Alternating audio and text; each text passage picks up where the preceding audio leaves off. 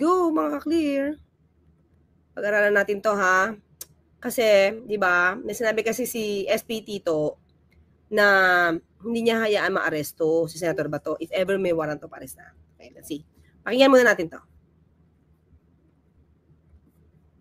Ayon naman sa abogado ng mga biktima ng war on drugs na si ICC Assistant Counsel Attorney Cristina Conti, naniniwala silang tunay ang arrest warrant sa senador. Dapat daw ipatupad ng Marcos administration ang pag-aresto kay De La Rosa at isuko siya sa ICC bilang bahagi ng obligasyon ng Pilipinas sa korte. Pero ayon kay Senate President... Wait, teka lang mga clear, gusto ko palang banggitin na. Itong si Attorney Conti, ang paniwala niya, kasi magkakaiba talaga ng interpretasyon. Hindi extraditable yung kaso ni Senator Bato.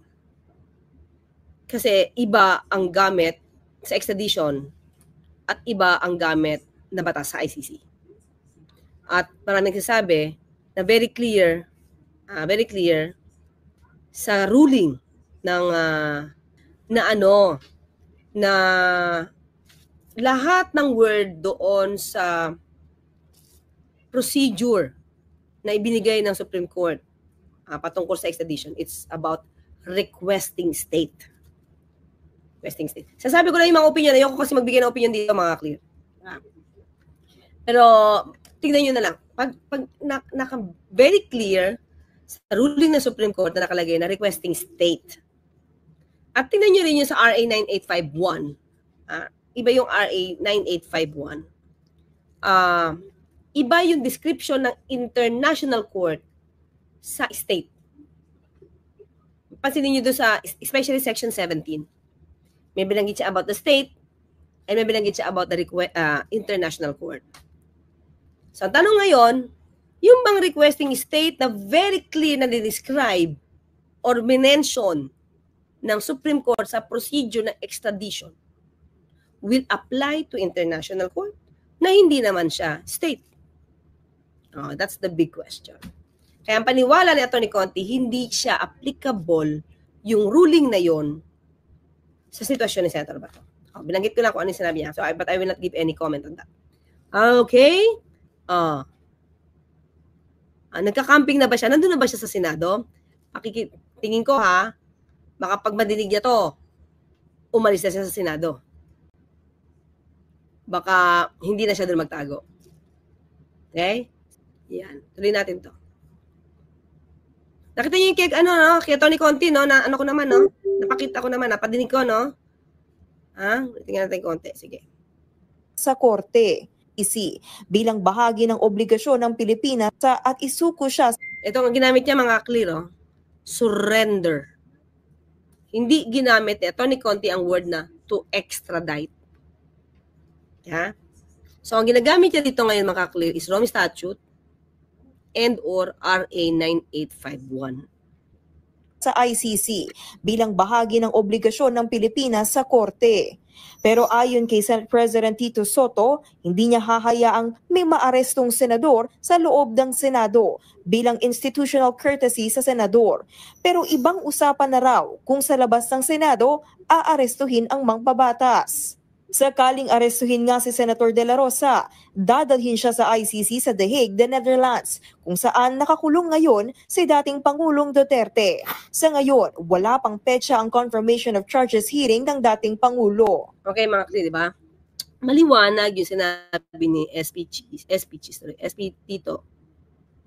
As I have said in the past, and in consultation with some members of the Senate to preserve the dignity of the Senate and as a matter of institutional courtesy, we cannot allow any senator to be arrested in the Senate, President. The question is, legal ba to? Tingnan natin, mga clear. Legal ba ito? Itong pagkalong, tama ba? Pagkanlo, pagkuha para maproteksyonan si Senator Bato de la Rosa from the issuance ng warrant of arrest, from the implementation of the warrant of arrest. Yan from the sa DDS lawyers lang naman malabo yan Okay, mga clear. Ito. But anyway, papakita ko lang sa inyo, mga clear, Okay, share ko to. Share ko ito para mas malinaw. At sana ay nanonood si Senator, si SP, Tito sa atin. Okay, punta tayo sa Constitution. Constitution to mga clear. Constitution to, okay? So, Article 6, the Legislative Department. Punta tayo dito. Okay, nasaan na ba yun? Okay, ito. Malit lang lalakyan ko na ng konti. Kita ba? Sige, Section 11 tayo mga clear. A senator or member of the House of Representatives shall, in all offenses punishable by not more than 6 years imprisonment. So, okay? Mamaya natin ito kunin, Mamaya natin munang kunin ito naka-highlights. Doon tayo.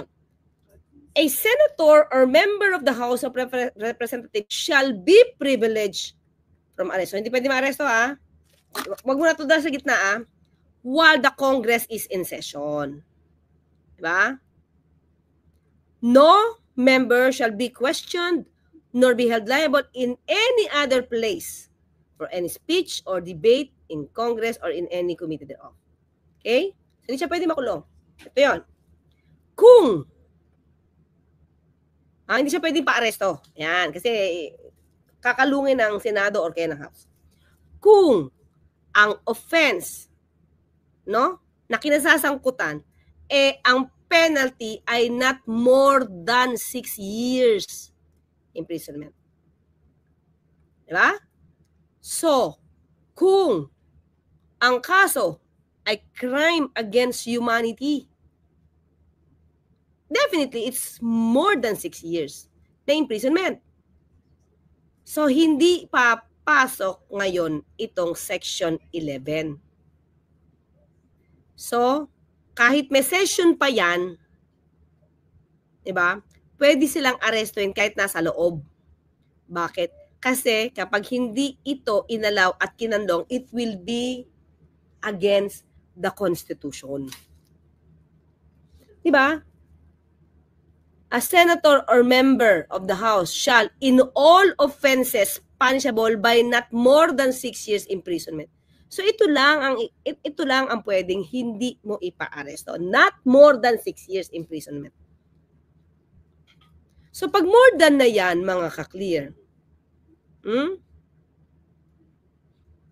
hindi na siya. Wala na yung privilege from arrest while the Congress is in session.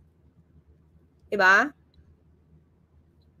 So, if the Congress is in session, diba, hindi mo pwedeng arestuhin yung senador kapag yung crime, ulitin natin ang punishment doon sa kasong kinakasangkutan niya ay 6 years imprisonment or less. Not more than 6 years.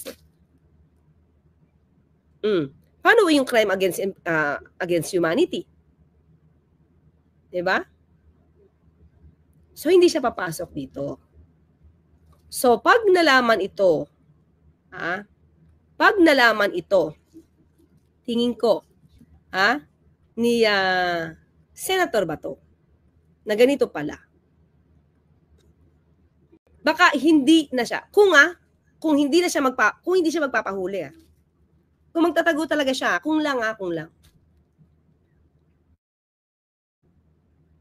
Mukhang hindi niya gugustuhin na magpakalong sa Senado.